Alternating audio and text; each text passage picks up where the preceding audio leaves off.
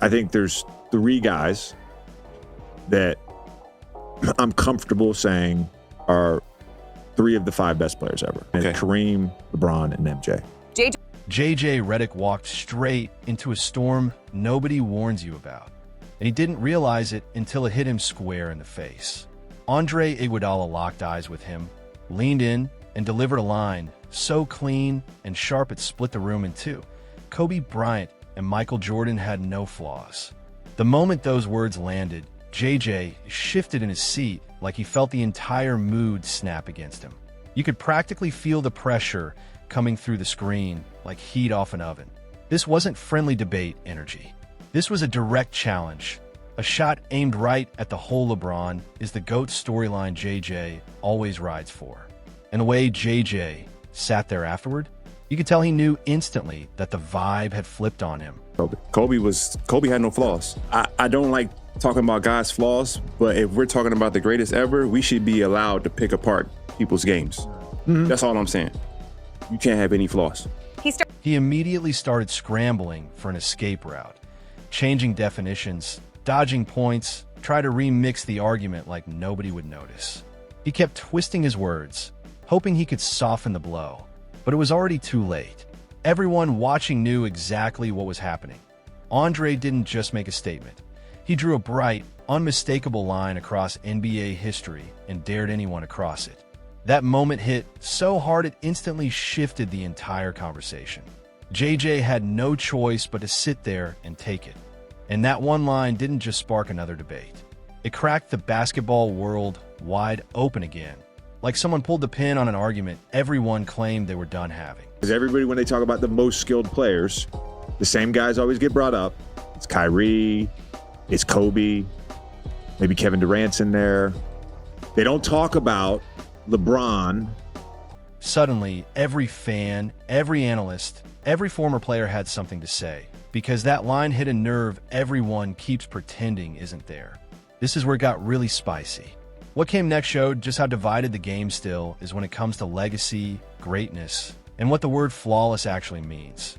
People talk like they're all watching the same sport. But the moment Iguodala stood on that statement, the split got louder than ever. He didn't blink. He didn't hesitate. He didn't soften a single syllable. He said it clean. He said it strong. And he said it like it was already written in stone. Kobe had no flaws. Then he doubled down, repeating it with the same calm confidence, like he was stating a fact, not an opinion. And he followed it by saying Michael Jordan shouldn't even be compared to anyone else. He should exist in his own world entirely. They don't talk about Shaq because to them, the best player is based on aesthetics, not necessarily performance and effectiveness. The second he said that, the whole vibe flipped from casual basketball talk to a full-on, deep-cut philosophical showdown about greatness, perfection, and what it even means to be built different in this sport. And this wasn't about hype or nostalgia. This was coming from a man who faced these legends up close, night after night. That alone turned the moment from spicy to explosive in seconds. This wasn't some random fan running his mouth. This was Andre Iguodala talking, a finals MVP, one of the sharpest defenders of his era, a guy who actually went to war with these legends on the court. He wasn't speaking from highlight clips or old stories. He was speaking from real bruises, real matchups, real nights where greatness stared him down, possession after possession. When Iguodala talks about elite players, he's pulling from moments where the game felt like survival. To him, Kobe and MJ weren't just great. They were completely different creatures, operating at a level most stars could never touch. But underneath all that praise, there was a quiet jab hiding in the shadows, a subtle shot aimed at someone else, someone Iguodala didn't name.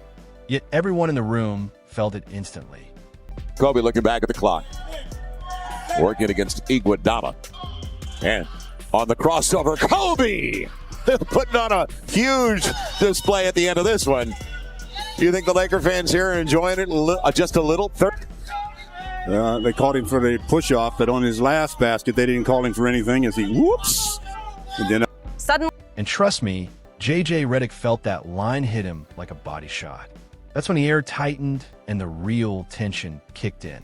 JJ knew exactly what he heard, but he wasn't about to step into a fight he couldn't win. He didn't dare argue that MJ or Kobe weren't flawless, because on camera, nobody walks out of that alive. Instead of going head on, he tried to flip the conversation sideways. JJ didn't challenge the legends. He tried to change the rules of the discussion, hoping nobody would notice. But everyone watching could see the strategy loud and clear, and that only made the moment hit even harder. Rather than address the real point, JJ grabbed the word flaw and twisted it like he was trying to rewrite the dictionary on the spot. He shifted the debate away from pure skill and straight into resume talk. Quarter, saving some of the tank.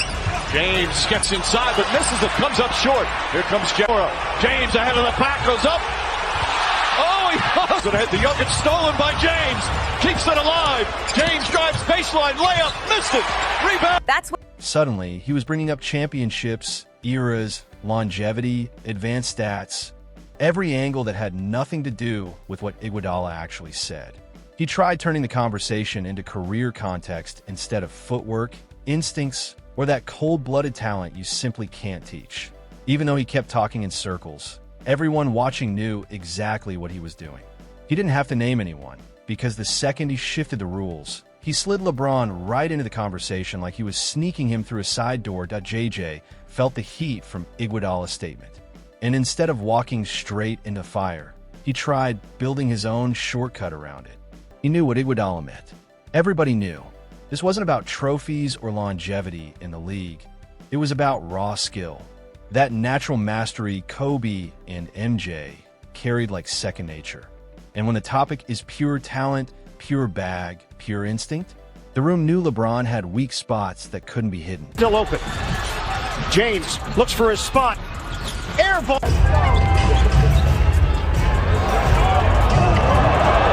Great. That's when the energy shifted again, because JJ's little switch-up didn't calm the room. It only made it louder. And JJ wasn't trying to go anywhere near that part of the conversation. But here's the wild twist. Iguodala wasn't even close to done. Not even a little.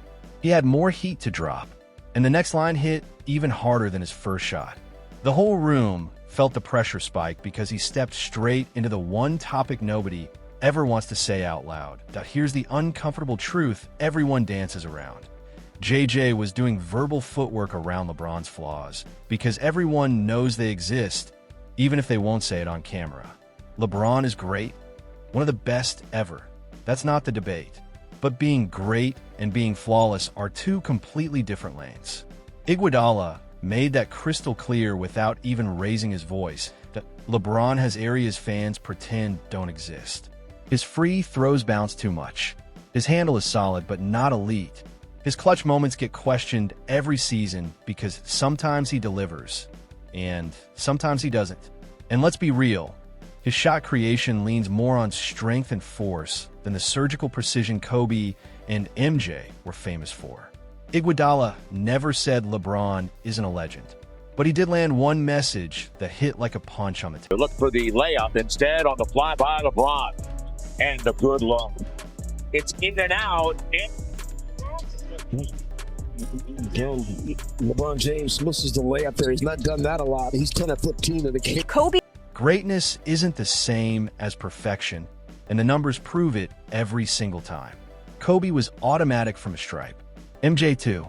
Meanwhile, LeBron still hovers around 73%. And we've all seen those high-pressure moments where the ball slipped right out of his hands when the game needed him most. That's not hate. That's not an agenda. That's just plain reality the league has witnessed for years. But here's where it gets even messy. We're about to hit the real heart of the debate: Kobe, MJ, and the myth of perfection. This is the part of the story nobody escapes, and it's about to get even louder.